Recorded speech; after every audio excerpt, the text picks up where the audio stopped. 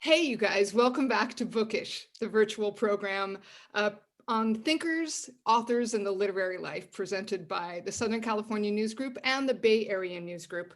I'm Sam Dunn. I'm the special projects editor for the Southern California News Group and an author myself. I want to give a shout out to our Reader Rewards subscribers and to all of you who've made our virtual programs such a success.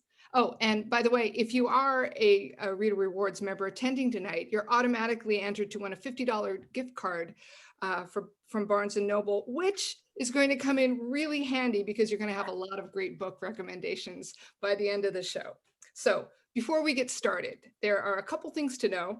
All of you who are attending are muted to allow for the free flow of conversation among the panelists, but if you have a question or a comment, and we hope you do, use the chat feature on the Zoom toolbar on your screen. We're going to be monitoring those questions and we're going to get to as many as possible. The show is videotaped and a link will be sent to you so you can share it or just revisit some of your favorite moments. It's also posted at scng.com/virtual events, where you're going to be able to find all of our virtual shows, past, present, and future.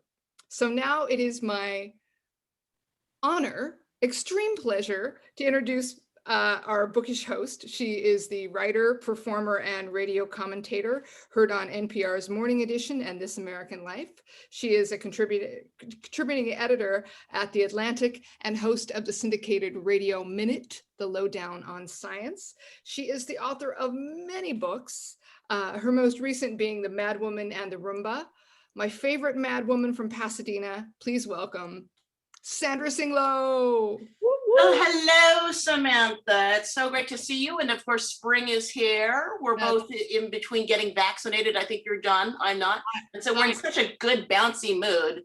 We can dive into mystery thriller or something dark or something that takes us on a journey. I'm actually faking the good mood. I've got a headache and a sore arm, but I'm grateful. I'm just grateful to be among the fully vaccinated. Anyway, I can't wait for tonight. Yes. So, and to help us introduce today's theme of mystery thriller, we brought back our pal Tod Goldberg.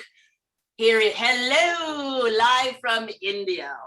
And so I'm going to ask Tod a question framed in his bio. So I'm going to say, Tod Goldberg, so I ask you, as the New York Times bestselling author of your popular Burn Notice series and novels Gangster Nation, House of Secrets, Gangsterland, Living Dead Girl, and Fake Liar Cheat, co-host of one of the best literary podcasts in the world, Literary Disco, on the writing faculty at UC Riverside, and author of the just released, amazingly reviewed Below Desert Gangster Stories, Tod Goldberg.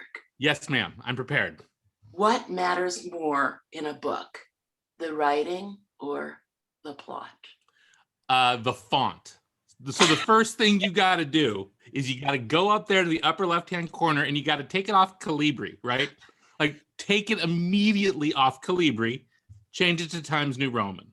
Okay, now you're working with something.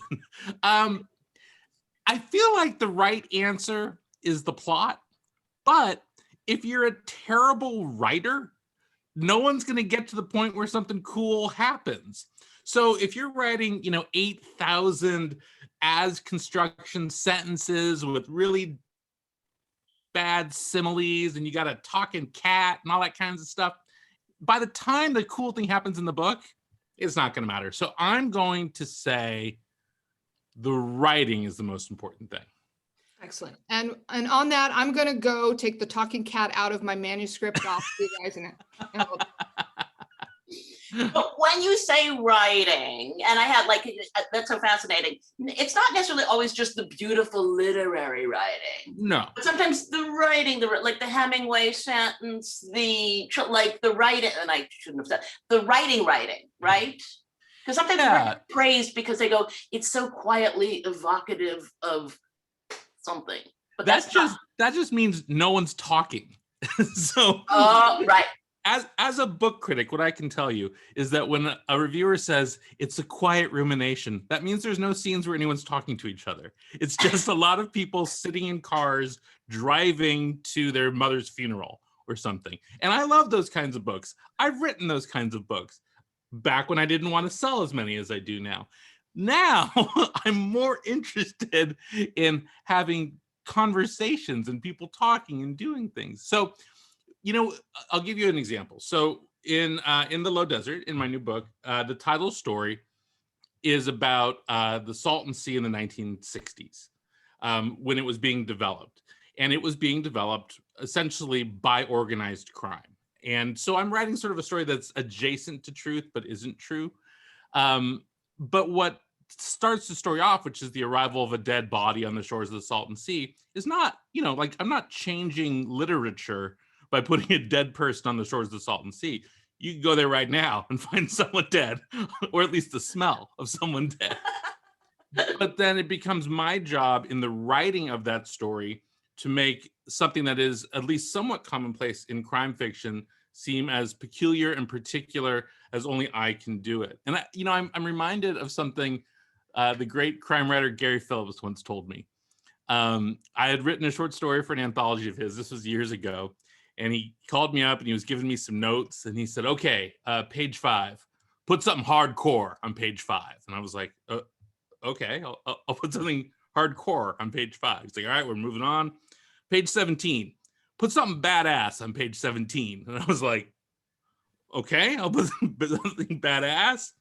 And he said, page 19 could use a catchphrase. And I was like, well, I don't really write catchphrases, Gary. He's like, all right, put something hardcore on page 21 then. And so to me, and that's something I've sort of imparted to my students over the years, to me, that is understanding both plot and writing in order to write something both badass and hardcore and know the difference between the two. And what intrigues me about that is that you talk about the Salton Sea, which is not necessarily a joyous place for people immediately, Right. or not to put down the Salton Sea, but I think you've talked about Palm Springs casinos, depressing Palm Springs casinos that some people would drive by and go, I need to take my Lexapro or something like. But you find such joy in these places, is it not? I mean, you write about them. Does it intrigue you? Yeah, I've lived most of my life in resort cities, and it's a different world living in a place where the industry is your enjoyment, your life, you as in you on the other side of the screen, where everyone that is there to please you. And so there's immediately a sort of it's in their sat's life. No one's actually doing what they say they're doing. No one's pleased to be with you. They all want you to go home. And so I think about sort of that underbelly that exists, but I find some beauty in that. I find the notion of people serving other people, wanting them to leave, but also wanting to live in this paradise. That duality of those desires I find attractive. But it's also the duality of those desires that I think creates a landscape that is rich for crime. And even, so you mentioned the story Palm Springs, which is about a cocktail waitress working in a casino in Palm Springs, but it's also about her child who has gone missing. But her child that's gone missing is actually the result of a crime that happened in 1973 in another story in the book. And so what I like to do in these stories is I like to drop a pebble somewhere and I like to write about the ripples. And you don't always know where those ripples are going to reach the shore.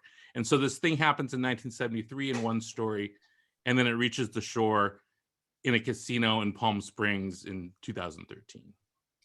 So the book is so fantastic. It's the Low Desert gangster stories. It's moving, it's funny, it's sardonic. It's really fantastic. Thank you. And it's out now on Counterpoint. It so is. Thank you, Tod. As always, come back soon. We love having you. I will be back tomorrow. If anyone needs me, I'll be just sitting here on Zoom. Yes, me too. We'll be here. Thanks, Sandra. Thank you. So next up, we have Nina Lorez Collins, and here's her 30-second download. Okay, and bear with me because we are doing mystery, and at first you'll say, what's the mystery thriller here? And you'll see. So when Nina Lorez Collins entered her 40s, she found herself awash in a sea of hormones.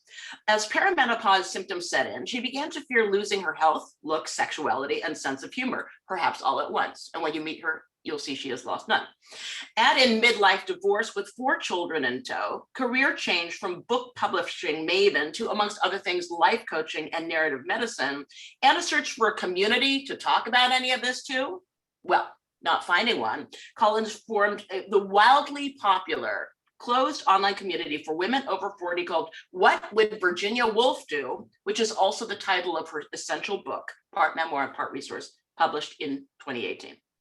And then another surprise comes, cliffhanger. Okay, welcome Nina Lorez Collins. Hi, honey, it's so nice to see you. What a cute, fun show this is. I didn't know. This is like a whole California thing I didn't know anything about. Wait, I have to tell you, I'm just beaming in for a second. Nina, I was a wolfer on Facebook. It's such an amazing thing. It was such an amazing I experience. actually totally know your name, so I remember. And Yes, wolfer, okay. we need to get you onto the new app because it really is getting better and better every day. But thank you for having me here. Okay, bye. It's fantastic. Okay, see you. So if for those new to this phenomenon, if you don't mind, can you explain the title? I know you've been asked this a million times, but I think that's why you put it there. What about the title, What Would Virginia Woolf Do? Okay. Honestly, I always say, had I known this was going to become kind of a bigger thing, I probably would have called the group something different, but I'm glad I didn't because it makes me laugh. So basically, I was 46 years old. I had a background in book publishing. I was working in narrative medicine. I was actually working in kind of end of life care. And I started getting perimenopausal symptoms. My periods were spotty. I was having horrible insomnia.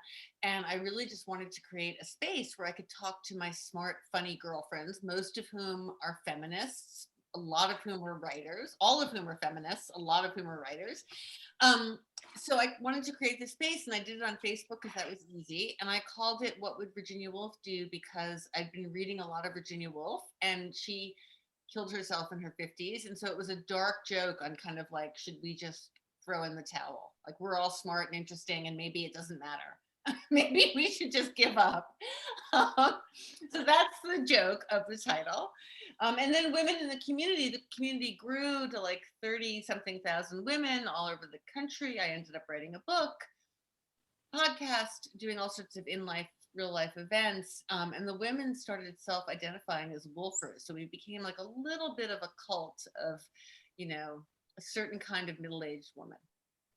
Yeah, and I think that says it well. It's like a wry sense of humor of not how we remake our history or tell the past in our own way. And I think that you've said that your issues are around transition, loss, separation, end of life, and how women tell stories. And I think the quirky, sardonic, how we tell stories is kind of part of the title in a way. I think that's totally right. Like, I think I am genuinely interested in women's lives and transitions and loss. My mom died when I was young, so I've always been, and my parents had a brutal divorce, and I had a brutal divorce, and death and abandonment, and, a difficult childhood. And so I've always been interested in loss, but then I also really appreciate kind of the witty, the humor. I mean, I found you because I loved your writing in The Atlantic. Just loved it, and then couldn't put down your books. So, I appreciate the kind of humor in the middle of a lot of crap. So going back to your mother, the late African-American writer, filmmaker, and activist, Kathleen Collins. Yes, I have a copy of her book here too. So, and in the theme of mystery, if you will, Sure. Can you talk a little bit about the journey of the steamer trunk? Sure. So my mom died when I had just turned 19, and I was living in Vienna. I started college early. I went to Barnard, and I was doing a year abroad and living with my boyfriend. And I got a call from my mom saying that I needed to come home, that she had cancer and that she would be fine, but that I had to come home. And it was super traumatic and scary. And I raced home, and she died 2 weeks later of breast cancer. And it turned out she'd had cancer for years and had kept it a secret. And she was a writer and a director and a filmmaker, but a Black woman. And this is in 1988 when she died. So she was relatively unknown. She was kind of known a little bit among kind of Black intellectual circles, and she taught at City College, but she'd never had anything published. And she had finished 2 films, neither of which had ever been distributed. She had mostly been successful a little bit with her plays. So she died, and I had a stepfather, a new stepfather who I really didn't like, and he was brand new, like they'd been married like 8 months. And basically I came home and my mother requested upon her deathbed that I become the guardian of my younger brother who was 15. So even though I had a living father and a living stepfather, and I was barely 19 myself, it was somehow deemed that I should be his caretaker. So I became his guardian, and I pretty quickly decided to move out. And I kind of pulled together all of her writing from around the house into this old crappy steamer trunk that was in a closet in our house. And basically really for the next like 20 years, I took that trunk with me everywhere I lived. But every time I opened it, like it was full of all of her writing, stories and plays and screenplays and letters and photographs. But it was just super painful for me to like I would pull something out and I'd see her like handwriting and it would just make me cry. I just wasn't ready for a long, long time. And then in my 30s, mid 30s, I went through I got married super young, I think in response to my parents, my mother's death. I married a much older man when I was like 23 and I had 4 kids and I started a business, basically never addressing kind of the trauma of my younger years, which all eventually comes to pass. And in my 30s, it all kind of came to pass and my life kind of blew up. And I found myself super angry. And basically at 37, I decided, okay, I need to like look at my parents and where I came from. And I had a contractor come and he hauled up this trunk from my basement in this house I lived in at the time in Cold Spring, New York.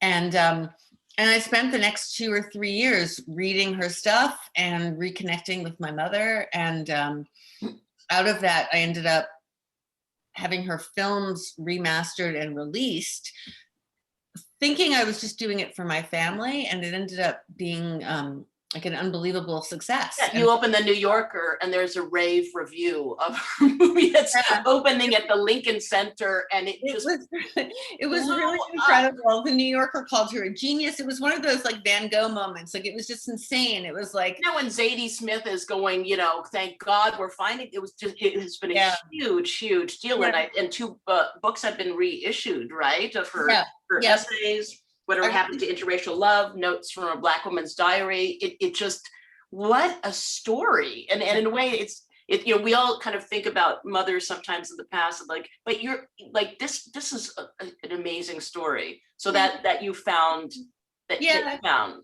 It really is amazing. The film is called Losing Ground. And I have to say the whole experience, I'm now 51. So it's been, I don't know, 10, 15 years of this.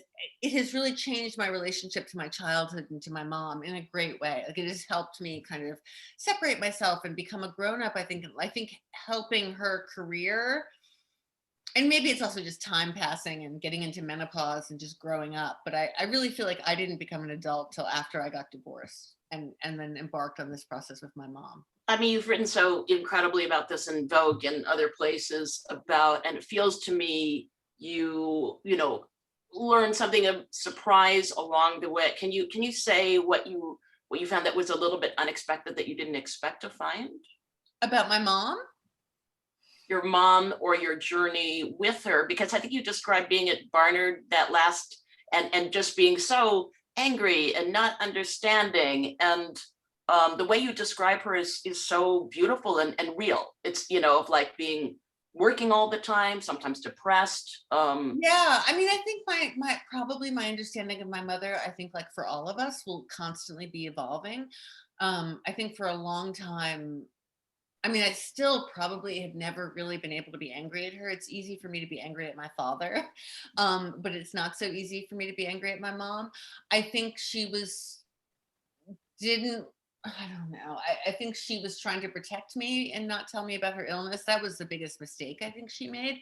And I think like a lot of women do with their eldest daughter, she put a lot of expectations on me that she didn't put on my brother. I look at my brother now, he's only 3 years younger and he's become the like most lovely, successful man and father and husband, where I've had like disastrous marriages. And I look at him and I'm so proud of him, but it was easier for him. Like he was really taken care of in a way, by me and my mom.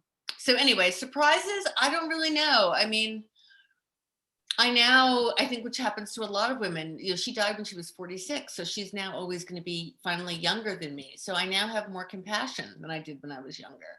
And incredible also. I mean, I'm incredibly like in awe of her work. She really is a genius. Like I'm like an adequate writer. Like I listen to Tod or you who've written many, many books and you're so talented. Like I'm an okay writer, but my mom was really. Yeah, you can just look at one scene from the trailer of Losing Ground and the way these things are shot and it's cast and the dialogue, it's so naturalistic. It's like a time capsule that you go right back then. It's very original. And I think what I took out of it, or maybe I read in like, it's like that she considered herself to be strong by putting a roof over your head and going forth with her work, but communicating that part was. Yeah, so she talked a lot about that in so the last year of her life when I was living in Vienna, she was writing me letters, and in retrospect, it was super sad. So she was writing me tons and tons of letters, but never acknowledging that she was sick. And after she died, and once I finally started looking through the trunk in my 30s, I found her journal, and I discovered the journal she was writing in while she was writing me these letters. And the journals are full of grief and talk of impending death. And the letters are kind of mostly cheerful and gossipy and kind of a mother to her daughter. But in those letters, she does talk at times about regretting all the things that she couldn't really give us, regretting that she couldn't fully love us, that she was so, her own mother had died when she was young, and she married a white privileged man who was a bad choice in a lot of ways. And so she had really struggled herself with lots of grief and devastation, and I think was not really able to be the most present mother, which I have to say, I've done the same thing in a lot of ways. I mean, I think there is the way in which we are our mothers. I mean, I think I've been hopefully a slightly more present mother, but as I get older, I have to accept that it's amazing the things that we take from our parents.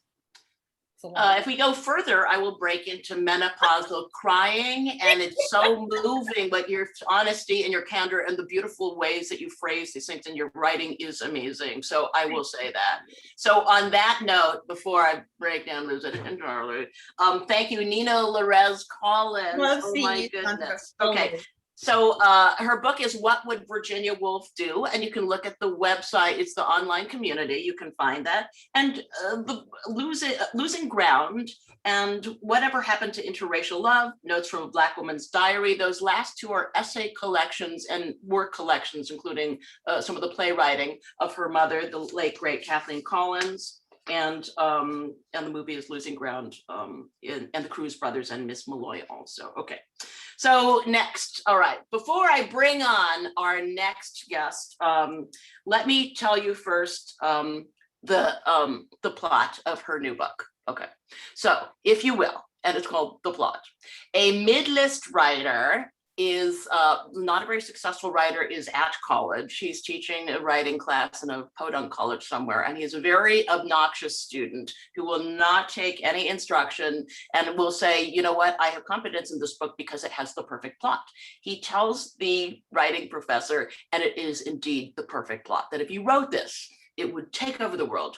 And so a few years later, writing professor is Googling the student, finds that he's, died of a drug overdose. He wasn't much loved, so it wasn't, much celebrated, and he's never written the book. So writer writes the book, and it is the amazing plot. It becomes a huge success. He gets all the success he ever wanted. He's touring the country, and then an email comes in the middle of the night. You're a thief, and and I know.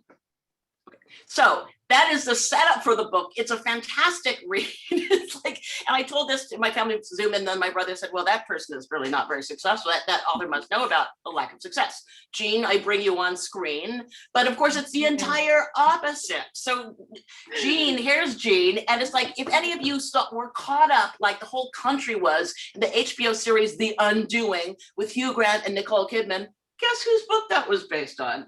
Yes, Jean Hanff Korelitz, all right? And that was based on her book, You Should Have Known. Another novel, Admission, made into a movie of the same name, 2013, Tina Fey, Lily Tomlin, and Paul Rudd, not bad. Other works include The Devil and Webster, White Rose, Sabbath Day River, A Jury for Peers, and collection of poetry, The Properties of Breath. And for proper literary flair. Okay, so Jean, show us your kitchen. Tod is obsessed with your kitchen and the Thank you. cabinet. My Tod Goldberg kitchen. from India. You are married to an Irish poet, Paul. I know. So- There's just no alternative. Well, we'll talk about that in a moment. And you both adapted James Joyce's The Dead into an Yeah, immersive. Not a Yeah. high stakes property. I think you can agree with. The theatrical event for New York's Irish Repertory Theater. So Right. you're living the perfect literary life. It was a perfect adaptation because we were never in the same room working on it. I had the big idea, but I'm not a James Joyce scholar. My husband knows. He knows the rabbit hole that is every single word in The Dead, and I mean we really just emailed the script back and forth to each other. It's the only way to collaborate. So what was the germ? I mean, you span from poetry to playwriting to really plot twisting novels. So what was the germ for the plot? It's a very weird story, actually. I was working on another novel and it was not really working. And my editor was not buying it, literally not buying it. And I had a series of very disheartening meetings in her office about why she wasn't buying it yet and how good it was going to be when I fixed it and then she would buy it. It would be great. And the second time, the second meeting took place about a month before the great shutdown, however we're going to decide to describe it. And I was a very, very unhappy writer because my editor was not buying my book. And I was getting really, really scared about this virus that I kept hearing about. And I'm a panicky person anyway. I've read way too many books about epidemiology. I felt we were living in the first chapters of The Stand. Nobody else seemed to understand that. So I was not in great shape. And in the middle of this awful meeting with my beloved editor, and I'm not a take charge person at all, but in the middle of this meeting, I said to her, I actually have another idea for a book and it's really good, which also is not like me to say, but I upchucked this whole story, which was barely there in my mind. And as I started to tell her the plot of the plot, I could see her get more and more excited, which was very nice. And when I left that meeting, my agent called me and she said, "What happened in that meeting?" And I said, "Well, I told her this other idea that I had, and basically I got a 2-book contract, because of that meeting." And what we decided, which also has never happened to me before, I've never had that security of a 2-book contract. What we decided was that I would put aside the book that was not coming together. I would write this book that needed to be written. And then I would get a little distance from the other book and I would come back to it and do it later. And that really turned out to be an incredibly fortunate situation, because a few weeks later, I found myself in this very remote place in the middle of a pandemic, scared out of my mind, furious, like you can't believe. And I had this book to write and it just came rushing out. And so now I'm like one of those annoying people who wrote a book during the pandemic. I certainly didn't plan it, but it was the perfect storm. Well, from what you've described then, because we have put in the chat, so your publisher has put out like Celadon of some 4 weeks of Twitter before your book comes out in May of these questions for writers and readers. So those of you watching, feel free to put in the chat any of your thoughts around some of these questions. Right. At what point is someone's idea or plot only theirs to tell? When it comes to art, what's the difference between inspired by and stolen from? Which matters more in a book, the writing or the plot? Why are authors so obsessed with plagiarism? I want to go back to that question that we posited to Tod. What matters more in a book, the writing or the plot? You know, I have to admit that not all of these questions were written by me. Some come straight out of my obsessive brain, like, you know, what is plagiarism, basically. I'm completely fixated on plagiarism. I'll read any book about plagiarism. I'm not that taken with the question about what is more important. And frankly, I love the answer that Tod just provided. The font. The font is more And important. he's right about Calibri. It's a horrible font. It is a horrible font. But, you know, it's like Stephen King gave us all the perfect response to where do you get your ideas, which is the question that all authors loathe. I mean, we loathe it. Everybody asks it. We answer it. We're super nice about it, but we loathe it. He gave us the answer. The answer is Utica. Utica is where the ideas come from. And I happen to be about 30 miles from Utica right now. So, you know, whenever I pass a sign for Utica, I always take a picture of it and I text my friends and say, go in and get a plot now. But, you know, the other conventional wisdom is that there are only 7 plots, you know, or 7 archetypes, and greater minds than mine have discussed this and written books about it. I don't need to pretend that I know everything. Fun part is that is broken down in the book. So it's such a fun read because it's kind of snarky to this person in a hilarious way, even to his battered attaché case. And it's really hilarious. And the 7 plots. So it is about writing, but it's really fun to read. Now we do have some reader questions. Speaking of Utica, but maybe not.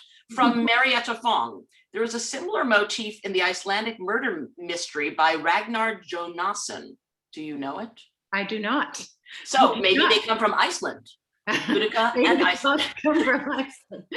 No, but I think, you know, one of my friends, Christina Baker-Klein, said that she taught in an MFA program where the students published an anthology called The Wedding Cake in the Road.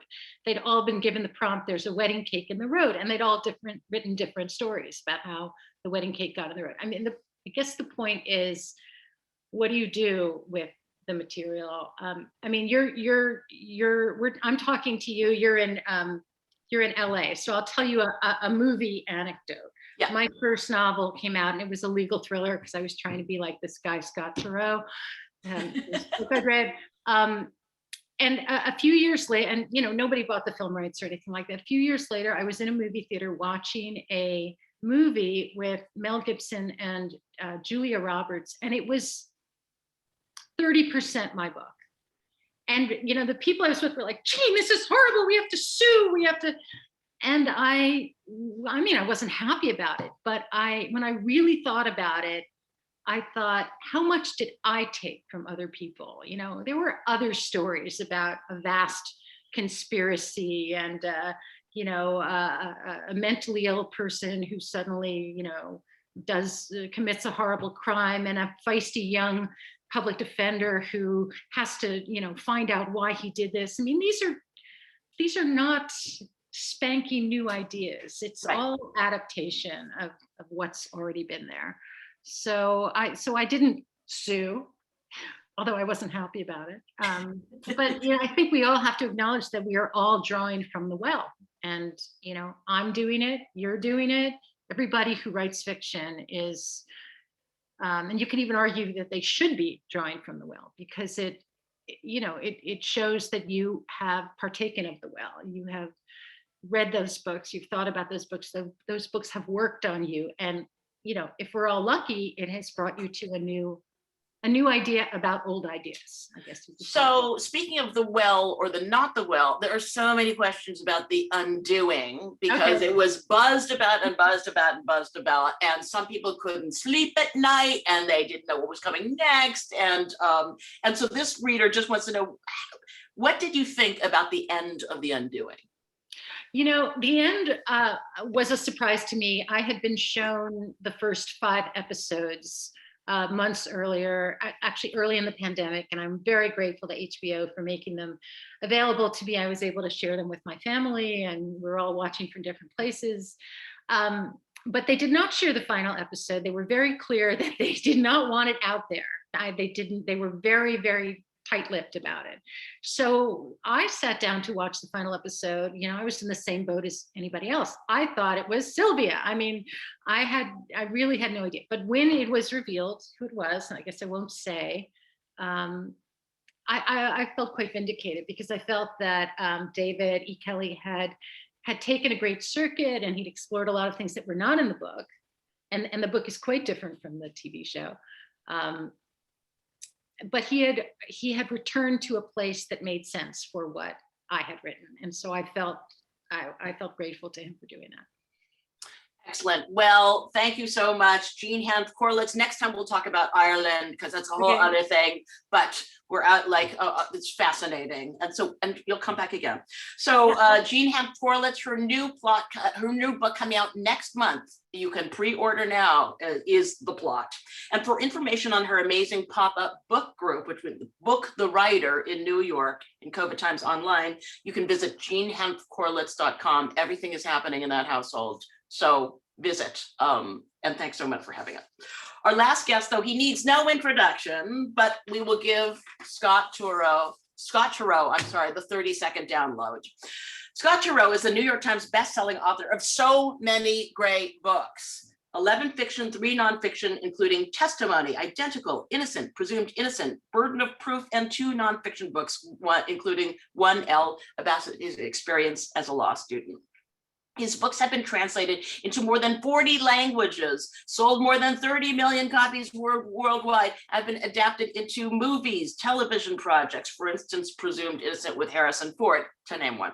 He has frequently contributed essays and op-ed pieces to the New York Times, Washington Post, Vanity Fair, New Yorker, The Atlantic. A longtime member of the American Bar Association, Turow is a former federal prosecutor who recently retired from commercial practice in this Chicago office of Denton's US LLP, but retains his pro bono work. Welcome, Scott Turow, from Naples, Florida, I think you are today.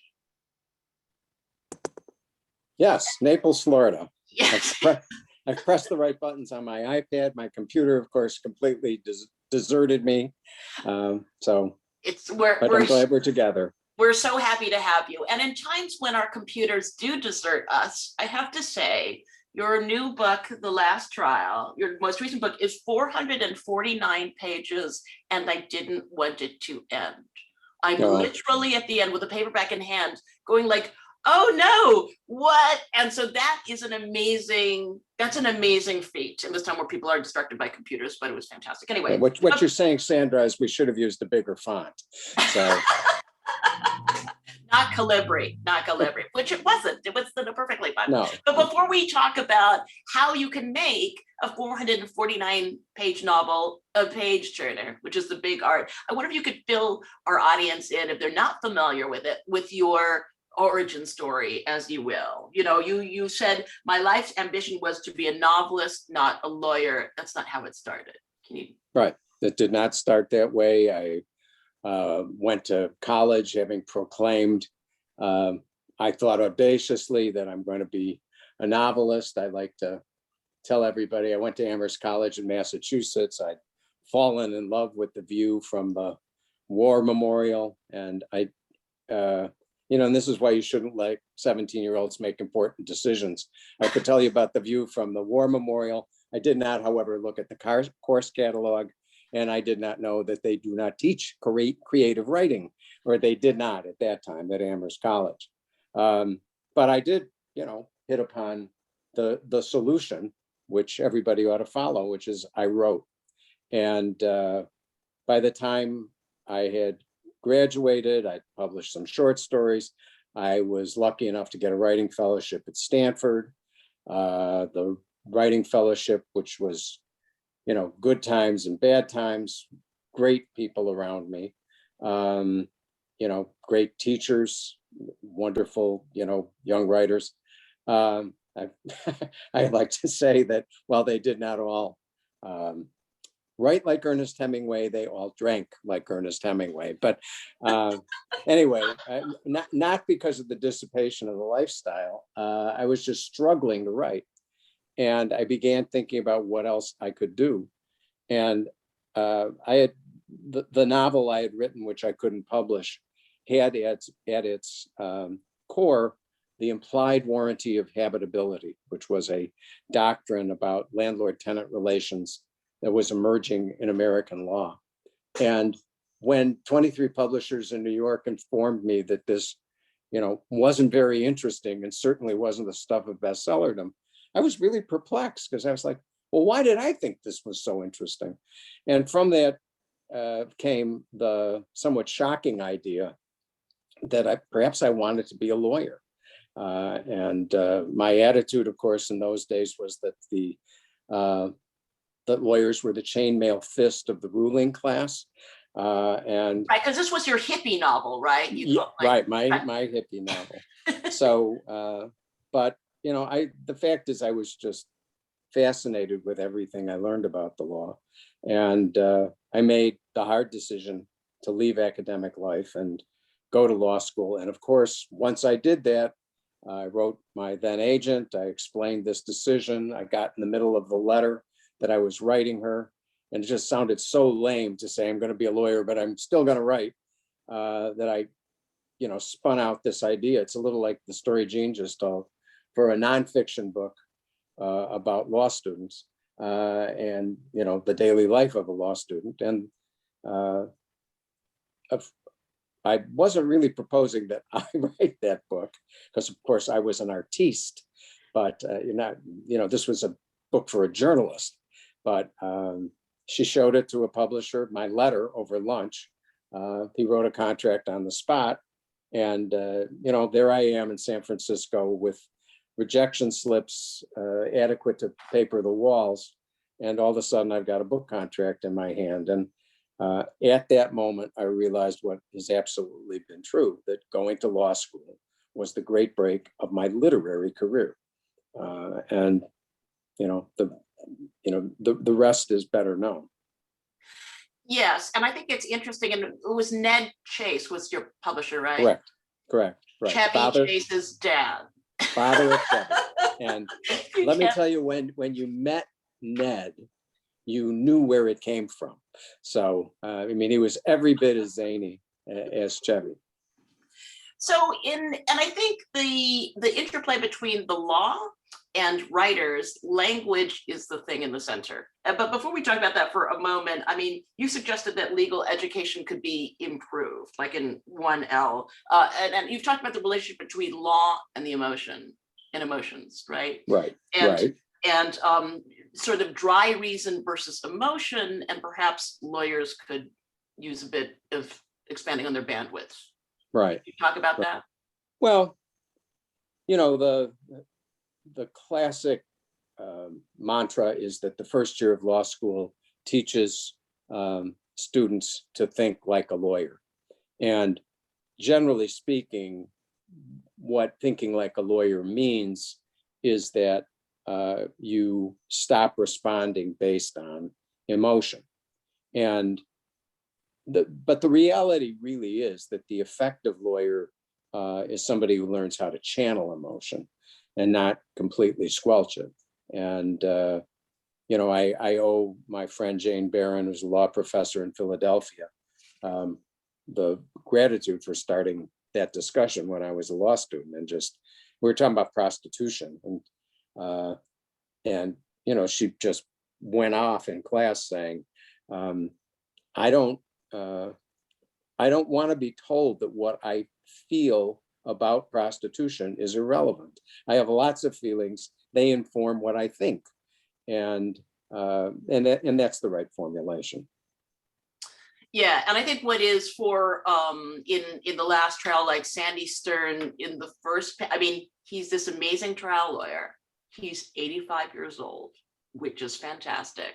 So at the beginning, his strength, his frailty, his egotism, his love for his family, and the women characters are, the twists and turns are so powerful. You really do combine, the emotional, and it's so fascinating that you lay out what's happening legally, and but also you draw our emotions along. So, and I think that you said, if you don't mind, and sometimes if there are lawyers watching the show and they want to write the Scott Turow, not like, why don't I sell 30 million copies? So would you give anybody trying to make that same transition that you did, what advice would you give them? I would give them the advice I uttered earlier, write. And sometimes I got a call from a lawyer years ago, and he was guy from Miami, and he was, like, I've got this idea for a book. And I said, sir, I don't listen to other people's book ideas. No, that's not why I'm calling. And I said, I if you want help getting an agent, I've got some materials. No, that's not why I'm calling. And I said, well, why are you calling? He says, I'm calling because I want to know, when I write this book, how do I sell the movie rights? And lawyers live with language, as you were pointing out before, but that's not necessarily the language of fiction. And figuring out how to master the different rhetoric that's familiar to novelists, it takes some work. And if somebody says, oh, I'm going to play at Carnegie Hall next week, but I've never touched a piano, and you would say, you're going to find that doesn't work real well. But because we all use words every day, people assume that they can automatically become writers and novelists. And it's like everything else in life, you got to work at it. So first thing is to write. Second thing is to read. I am a fan of creative writing classes and writers groups. I think the support of other people in the same situation can matter. And the last thing, of course, everybody who's you've talked to today, and this yourself, if you're going to succeed in the arts, you got to be able to take a punch. And so don't expect instant success, be committed, and keep going. Well, and I think that, when you said you want to explain how is writing a novel like presenting a case to a journey, you want to explain to an audience how something evil has happened in terms they can understand, but what is amazing about your work and is the court trial is unveiling. There's two realities and there are all these characters, and then you learn. And that's what makes it such an amazing read, where you think, I'm rooting for this person. Wait a minute, I'm rooting for that one. And also the emotions of the people trying cases, doctors versus lawyers. It's like in reading that book, even prepping for the show, I felt like Sandy Stern, like, where's my medical? It's like, this will sound, lying in bed at night and going, this is going to sound really good. And I'll write that. And then you get up the next day, go, no, it's not going to go that way. It's really, I think for anybody of any profession at all, it's a great read. I mean, and I wonder for you, because I know that you are working on a new novel. So there's an 85-year-old, lawyer named Sandy Stern, and this character that comes out of the blue, his granddaughter, Pinky. Right. And how did that idea come to you, and why are you so fascinated with this character who's a great character and a great foil? I think, Tod and Jean will probably agree with this, but things are going well when a character appears who basically runs away with the book, who, as you conceived of it, when you were in that phase that Jean describes, where she's speaking to her editor, that character was not even there. And, where did Pinky come from? I thought it was a cool idea that Stern's granddaughter would also be working in the law firm, and because it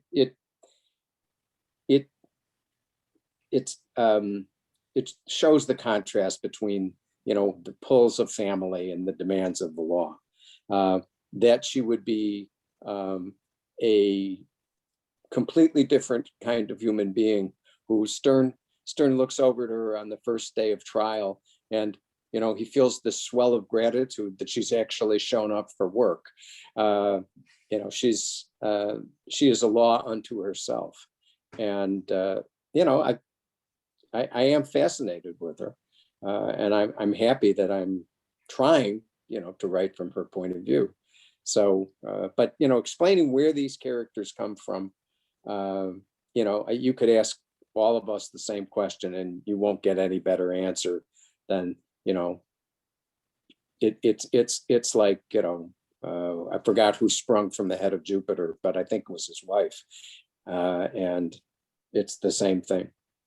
Right. And I think what was so moving, the way it kept turning and turning and turning, was all these familiar relationships, all these marriages, all these affairs, all these children, the some that you would think are going to be the straightforward children. And then there's Pinky blowing up Right. every rule. And so Right. that's fascinating. Right. So, and I guess my final question is oh boy, and there's so many, okay.